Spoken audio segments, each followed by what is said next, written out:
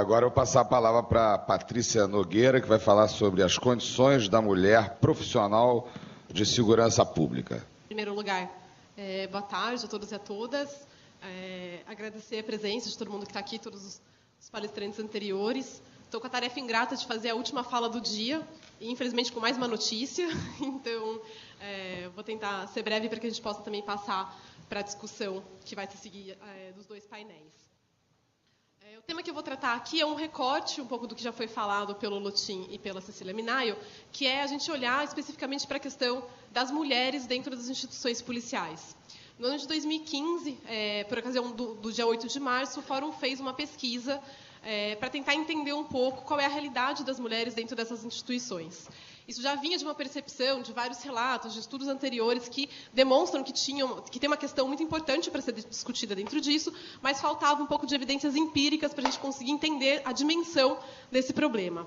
E foi justamente com esse intuito que o Fórum, junto com a FGV, o Núcleo de Estudos em Organizações e Pessoas, que é o NEOP, o CRISP e a Senasp, que entrou com a parceria para a disponibilização do questionário, como eu vou explicar mais para frente, se reuniram para pensar essa pesquisa. Então, aqui também, mal de sociólogo, no caso não sou eu, o Renato, Samira, todos os sociólogos do fórum, só um pouco da explicação metodológica, está em letras pequenininhas, mas eu vou tentar resumir. Essa pesquisa foi um survey online que foi feito pelo fórum, então foi elaborado um questionário, e ele foi enviado para toda a rede de ensino à distância da Senasp, então toda a rede EAD, que é composta por quase 560 mil policiais, então uma rede bem extensa, que recebeu, e aí inclui tanto homens quanto mulheres que receberam um convite para responder à pesquisa. A pesquisa ela ficou aberta do dia 12 ao dia 26 de fevereiro de 2015, e ela teve 13.055 retornos válidos, que é um número bem expressivo. Quando a gente olha para o recorte desse público que respondeu, claro que ele tem um certo viés, primeiro porque já são profissionais de segurança que estão, em alguma medida, mobilizados, porque estão fazendo um curso de ensino à distância, e ele não é uma amostra ponderada no sentido estatístico. Mas quando a gente olhou para o percentual de respostas que a gente recebeu, tanto em termos de organização, de instituição policial, quanto em termos de representação do público masculino e feminino, a gente observou que, em uma certa medida, ele representa o universo de profissionais de segurança pública do país, então a gente pode, sim, fazer algumas inferências a partir desse universo. A gente não pode extrapolar isso como uma amostra nacional válida para todo o país, mas ele tem, sim, uma representatividade em relação ao que ele traz. Isso aqui é o resumo geral, esse infográfico está disponível no site do Fórum, também toda a pesquisa, o relatório inteiro, caso alguém tenha interesse de olhar. E aí eu vou, então, primeiramente, só fazer uma breve análise do perfil desses respondentes, para vocês entenderem quem que participou. 80% homens, 18,87% mulheres. Também fazer uma ressalva, a pesquisa ela não era só sobre mulheres, ela era, na verdade, um pouco mais ampla sobre relações de gênero nas instituições policiais. Então, tem alguns dados que eu vou trazer que também se referem a questões de gênero de uma forma mais ampla. E aí, também, dentro disso, chamou a atenção para a gente que 3% dos respondentes se afirmaram como homossexuais ou bissexuais, e também teve um pequeno número muito baixo, mas que a gente achou bastante interessante, de policiais que se apresentaram como homens trans ou mulher trans. Que é um outro tema tabu, que acho que a gente renderia todo um debate também, quando a gente pensa nas nossas polícias. Em relação ao perfil de homens e mulheres, no caso das mulheres, um percentual maior de mulheres brancas e pardas, no caso dos homens, bastante próximo ao percentual de brancos e pardos. Em relação à corporação, aí que a gente vê um pouco a distribuição, que em alguma medida está correspondente ao quadro dos profissionais de segurança pública, então uma maior representação da Polícia Militar, Polícia Civil, Polícia Federal, Polícia Rodoviária Federal, Corpos de Bombeiros e as polícias científicas. E também a gente incluiu as guardas municipais, que também fazem parte da rede EAD da Senasp. Aqui a distribuição desse perfil por sexo, então, na Polícia Civil e na Polícia Científica, a gente tem uma maior representação de mulheres, e na Polícia Militar e nas outras um número um pouquinho menor, mas dá para a gente ver também que corresponde mais ou menos ao perfil do que a gente conhece do quadro de segurança pública. E aqui a gente entra, de fato, na parte das respostas, e a gente também tentou entender um pouco, construir um pouco qual era a situação de vida desses policiais, para depois chegar na questão das relações de gênero específica, porque tinham muitas perguntas que, na verdade, se relacionavam. Então, Aqui é uma questão que faz parte de um perfil dos respondentes, mas que já indica muita coisa em relação às relações de gênero dentro das polícias, né? Então, quando a gente olha, a maioria dos homens é casado, das mulheres também, mas entre os divorciados a gente tem muito mais mulheres divorciadas e muito mais mulheres solteiras dentro das instituições policiais. Chama também bastante atenção o fato de que 46% das mulheres não possuem filhos, enquanto no percentual de homens é só de 27%. Então, a gente tem mais mulheres solteiras, mais mulheres divorciadas e menos mulheres com filhos, o que dá algumas pistas para a gente pensar, claro, sem poder afirmar muita coisa, mas assim, qual é o papel, o que a mulher tem que abrir mão para estar numa instituição policial e que o homem não tem necessariamente que abrir mão. Em termos de escolaridade, também é uma coisa que a gente já sabia que se confirmou, as mulheres nas instituições policiais têm uma formação melhor do que os homens, né? Então, 76% possuem ensino superior completo ou pós-graduação, enquanto os homens que possuem ensino superior completo ou graduação, ou pós-graduação, desculpa, 56%.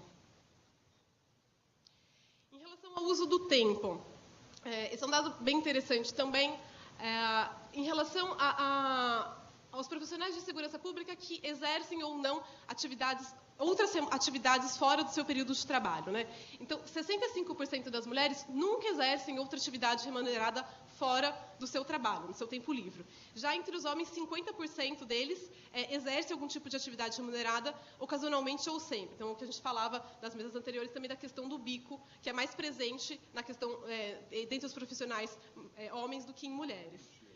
Por outro lado, quando a gente vai para as tarefas domésticas, a grande maioria das mulheres afirmam que sempre fazem tarefas domésticas no seu tempo livre, enquanto só 40% dos homens afirmam que sempre fazem esse mesmo tipo de tarefa. Então, enquanto o homem, no seu tempo livre, sai para trabalhar, o homem policial, para fazer um bico, a mulher fica em casa, na sua segunda jornada, trabalhando nas tarefas domésticas.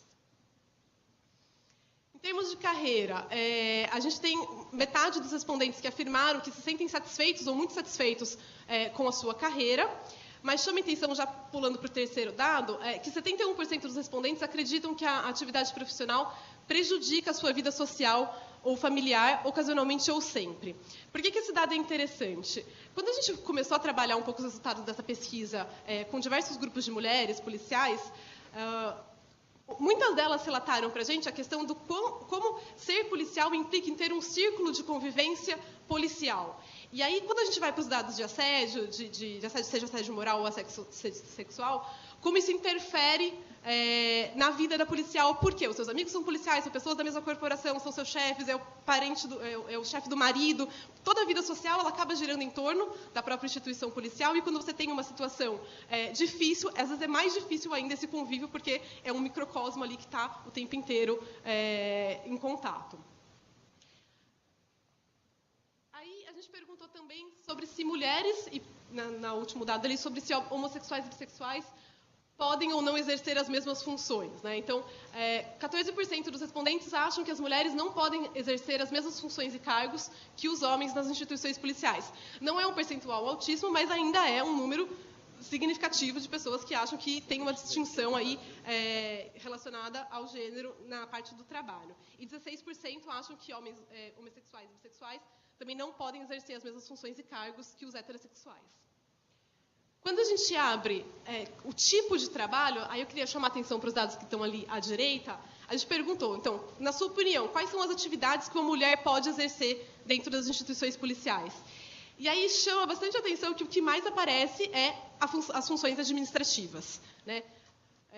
Central de telecomunicação, ensino, saúde, e o operacional, eles vai lá para 79%, ele é o quarto, se não me engano, dentre as funções que as pessoas acham que as mulheres podem exercer dentro das polícias. Então, isso reitera um pouco aquela percepção de que o lugar da mulher é na parte do cuidado, é na parte do ensino, é na parte burocrática, e não na frente de uma operação, conduzindo uma equipe, enfim, um trabalho mais de rua.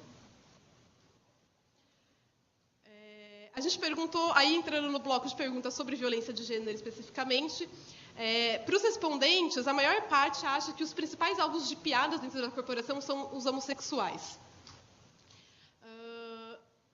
Em relação a esse dado, esse segundo e o terceiro dado chamou bastante nossa atenção também.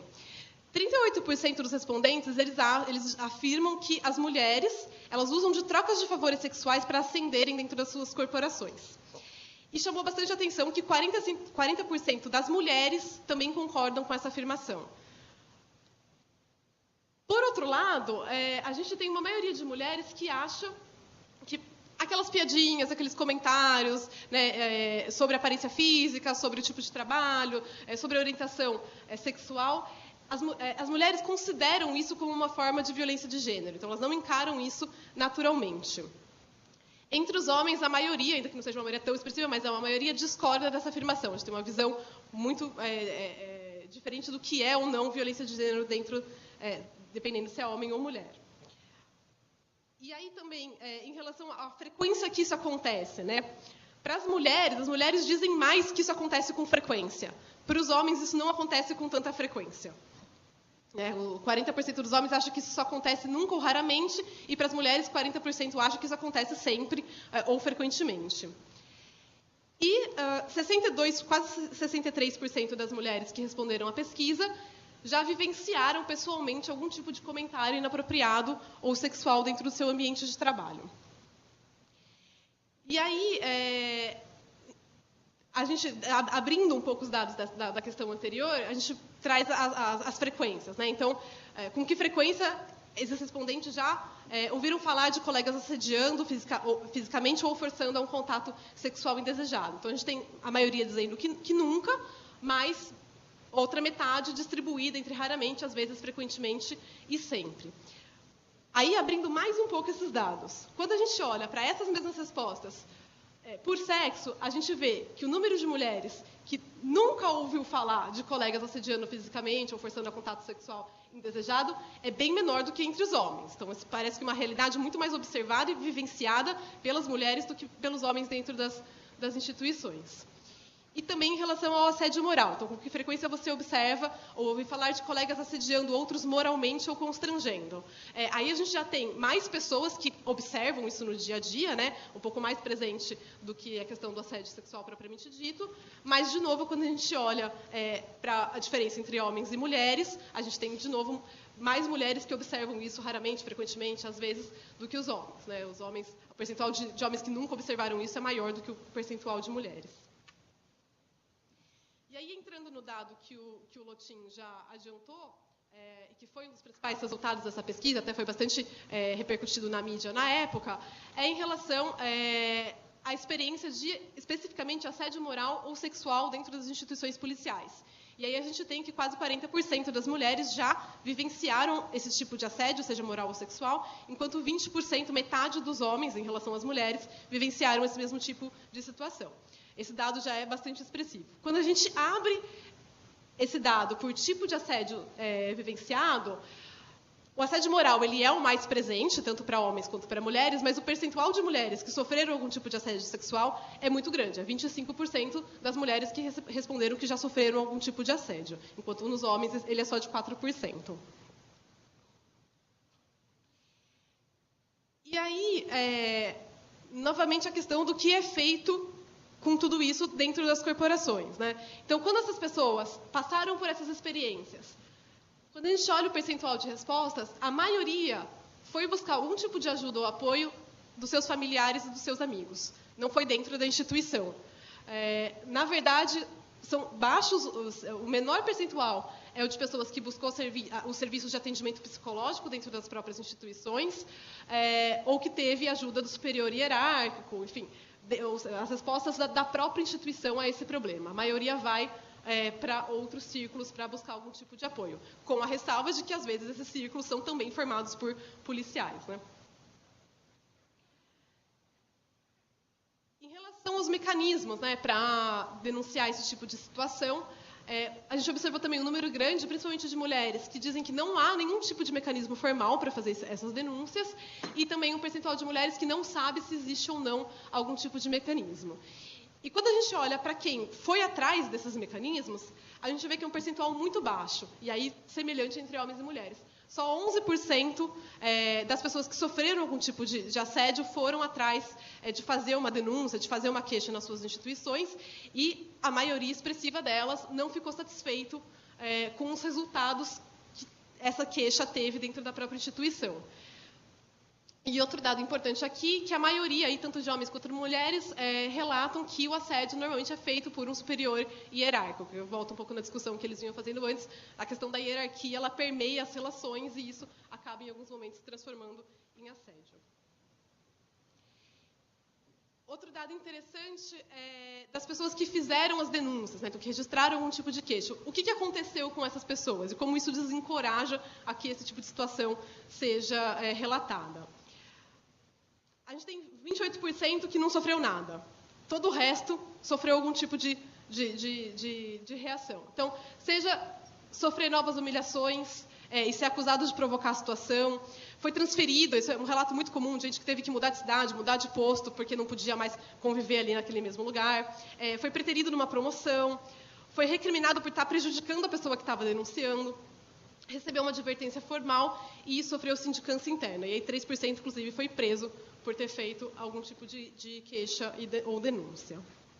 E entre as pessoas que não realizaram nenhuma denúncia, a gente perguntou também por que vocês não fizeram. E aí, justamente, porque não acredita nos canais existentes, porque sentiu medo de ser punido, porque os colegas desencorajaram, deixa disso, vai ser pior, você vai sofrer essas consequências. Né? Então, teve algum tipo de desencorajamento dos colegas ou da própria família, e um percentual também que desconhece os canais que existem para isso. Queria comentar que esses são os dados muito resumidos da pesquisa, como eu comentei, está no nosso site, quem quiser olhar com um pouco mais de detalhe. Mas desse trabalho que foi feito, inclusive com um intermédio grande do Lotim, à época com a Regina Micki, que era a secretária nacional, foi criado um grupo de trabalho dentro da Senasp para discutir a questão das mulheres nas instituições policiais. Esse grupo ele se reuniu, ele tinha 3 propósitos, né? Um era pensar uma cartilha, um mecanismo que ajudasse as mulheres dentro das instituições a entender o que era o assédio, não só as mulheres, mas também trabalhar com os homens e com todas as instituições, o que é a questão do assédio moral e sexual dentro das instituições. Um segundo eixo que seria pensar justamente ações de sensibilização, de mobilização, de capacitação para dentro e para fora das instituições. E um terceiro eixo que era pensar os canais de denúncia e como eles atuam, que tipo de resposta eles dão para essas situações. Esse terceiro eixo era o mais difícil, né? Foram várias e várias discussões. Se chegou a cogitar em usar o número, o Disque 180, de criar algum tipo de atendimento específico para as mulheres policiais dentro do 180, fortalecer parcerias com os ministérios públicos, com os tribunais de justiça nos estados. Então, foram várias as coisas que foram pensadas, mas, infelizmente, o grupo, toda essa mudança política, ele acabou se desarticulando um pouco e a gente está nessa expectativa de ver se isso vai voltar ou não.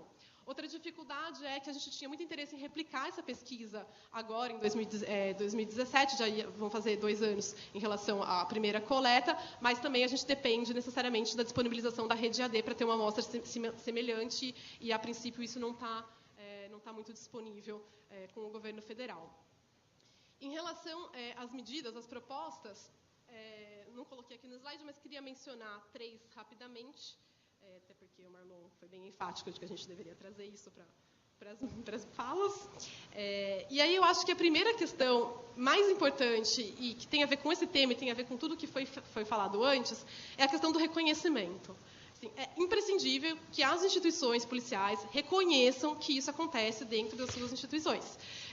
Eu, pessoalmente, tenho apresentado essa pesquisa em vários estados, apresentei em São Paulo, apresentei no Rio Grande do Sul, apresentei em Brasília, e é impressionante o número de policiais que, a hora que eu termino de falar, com 13 mil respostas, levantam a mão e falam: mas isso não acontece na minha polícia. Lá, o nosso problema é outro, nosso problema é salário, nosso problema é não sei o quê. Então, assim, não, a gente tem um número expressivo de pessoas que relatam isso, seja nos questionários online. Tem uma pesquisa agora da Federal do Rio Grande do Sul, que fez um trabalho qualitativo em diversos estados, que também coletou exatamente a mesma percepção, só que a partir de grupos focais. Então, assim, a gente precisa reconhecer institucionalmente que isso é um problema.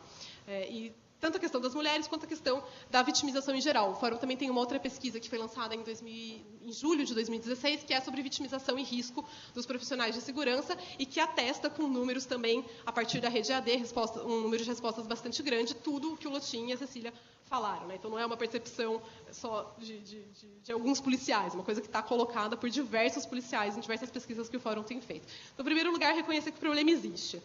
Segundo lugar, trabalhar com sensibilização, com capacitação, com, enfim, com o que a gente faz a partir disso e também que as pessoas entendam. A gente precisa de mecanismos que ajudem os próprios policiais e a sociedade a entender o que é o assédio, quando que ele acontece, como que ele acontece, o que é o limite entre uma relação hierárquica e uma relação de assédio. Então, o próprio conceito ele precisa ser um pouco mais discutido dentro e fora das instituições policiais para a gente conseguir avançar nessa questão.